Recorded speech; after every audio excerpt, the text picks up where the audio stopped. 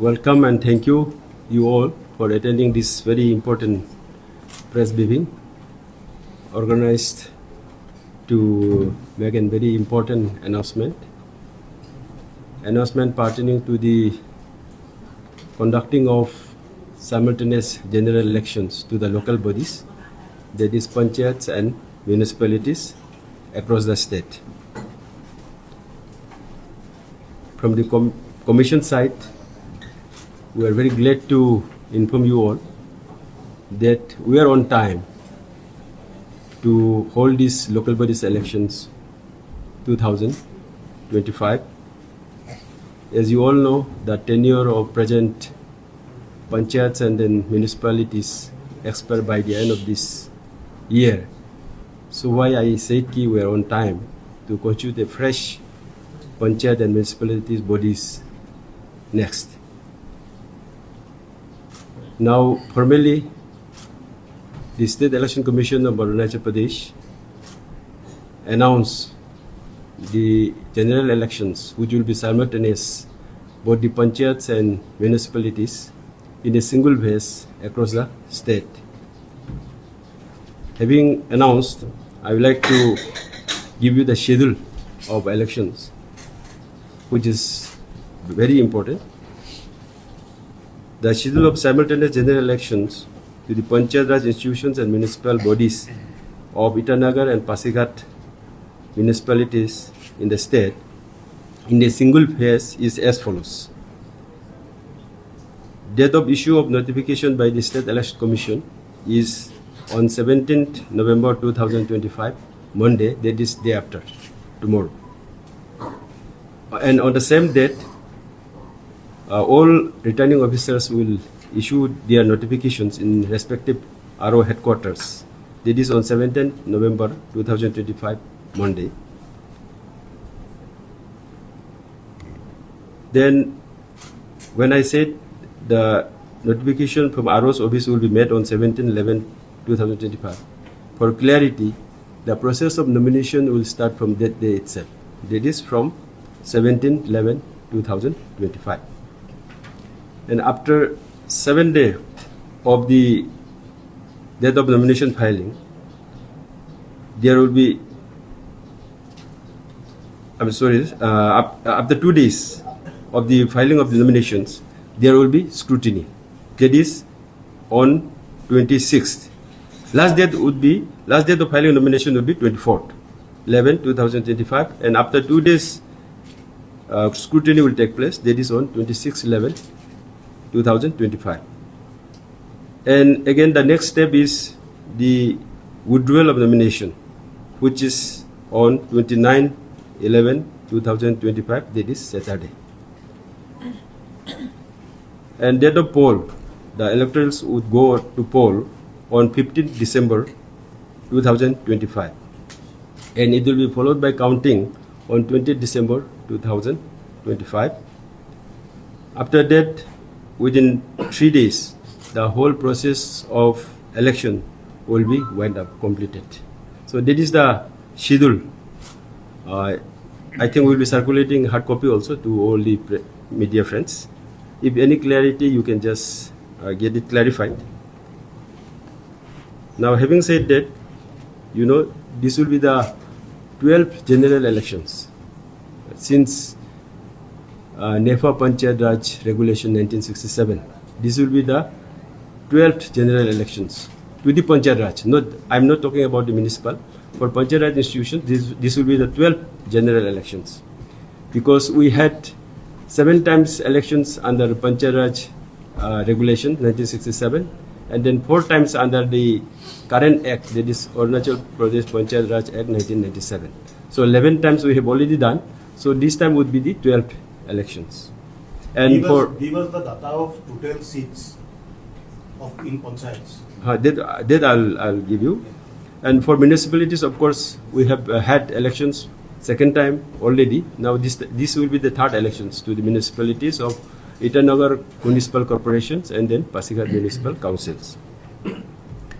Now you will be eager to know for how many constituencies of panchayats and the municipality wards that electorate would go to the polls. That I'm coming to that. There are total, as you know, 27 Jilla Parishads in 27 districts. So that 27 Jilla Parishads consist of 245 Jilla Parishad constituencies. Means electorate will elect against these 245 Jilla Parishad constituencies for Jilla Parishad members. And we have 2,103 Gram Panchayats having 8,181 Gram Panchayat constituencies. Have you got the point? So similarly, for municipalities, the Itanagar Municipal Corporations is having 20 wards, corporator wards, and Pasighat Municipal Councils is with 8 municipal council wards. Now again, another interesting, you may like to know that how many total electorates would go to the poll. Means how many voters we have in the state in case of panchayats and then municipals. So in total, we have for Panchayat Raj institutions 7,59,210. I repeat, 7,59,210, and for municipalities 72,438.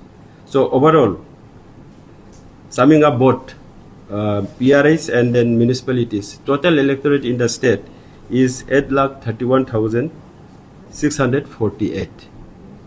So this is the total electors in the state going to polls for panchayats and municipalities.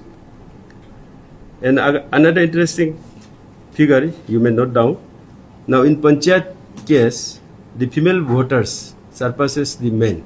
Means the figure of female number of electors is more than the male. If you go to the electors gender ratio in case of Panchayat Raj, it is 1,123 female per 1,000 male. Now, the highest electors in the district in case of Panchayat is Upper Subansiri district, having 58,764 electors, and the lowest is in the Dibang Valley with 3,854.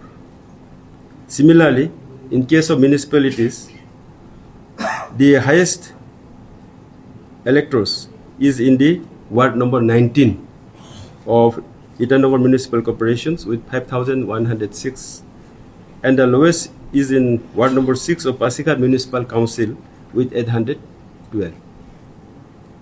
So definitely these electorates will go to the poll in the polling stations. So we have polling stations for Panchayat Raj institutions 2,171, and then 79 for municipalities polling stations. 79 polling stations for municipalities, both Pasighat and then Itanagar. 67 for Itanagar and 12 for Pasighat. This is the case of the status of the polling stations. Now the instruments to record or store the votes polled by the electorates. In case of municipalities, we are using EVMs. Electronic voting machines we are using in case of municipalities, and for Panchayat Raj institutions we are using ballot boxes. So to manage all this poll management, we are employing more than 40,000 personnel across the state, including about 15,000 polling personnel. In total, 40,000 personnel will be involved, but for polling personnel, it will be more than 15,000. So again, to have a very smooth polling, training is a very important element. So you might be aware of the fact that we had the district master level training very recently, and they were trained here by the state level master trainers, and they have gone to the district, and at the behest of the respective district election officer, they will have their training in various RO headquarters accordingly. Besides that, to ensure very transparent process of elections, State Election Commission is going to deploy 29 general observers.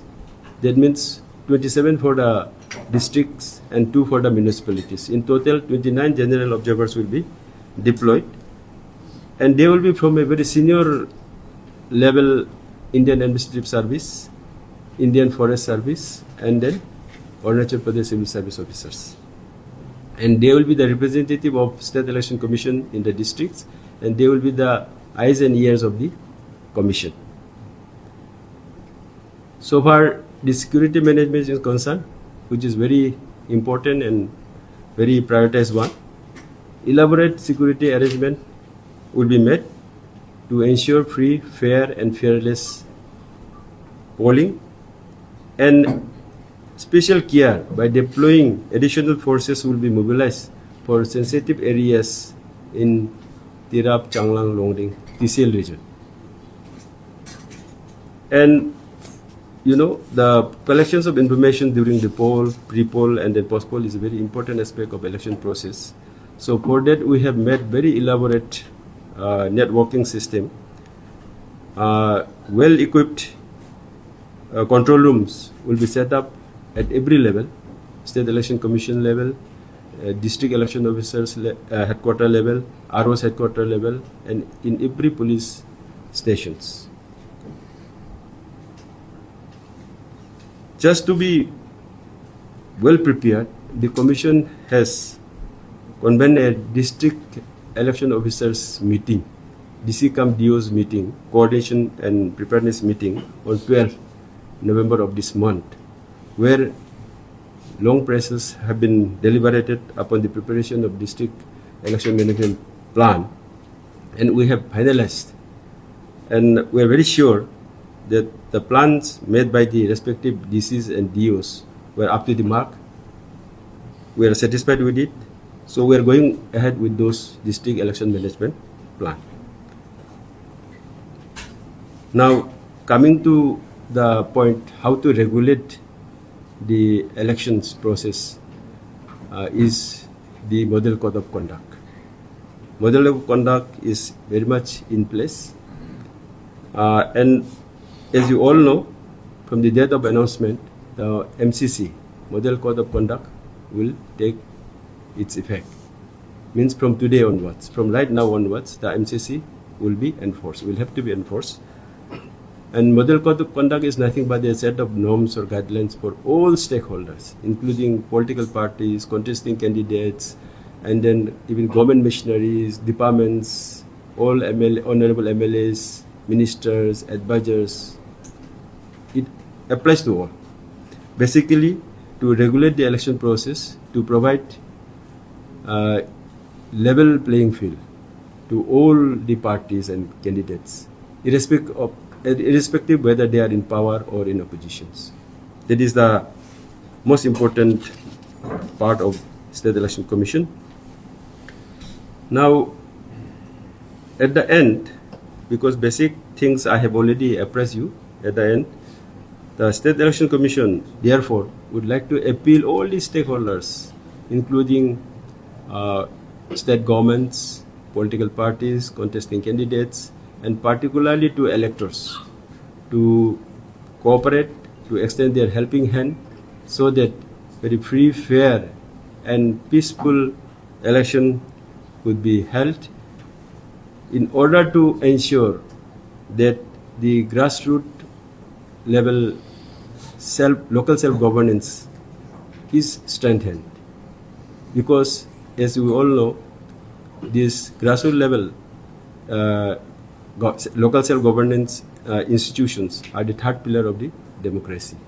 And let's hope by full participation of everybody, the very dream of the father of nation, Mahatma Gandhi, of having Swaraj, Gram Swaraj, across the country is fulfilled and benefited to all. So thank you.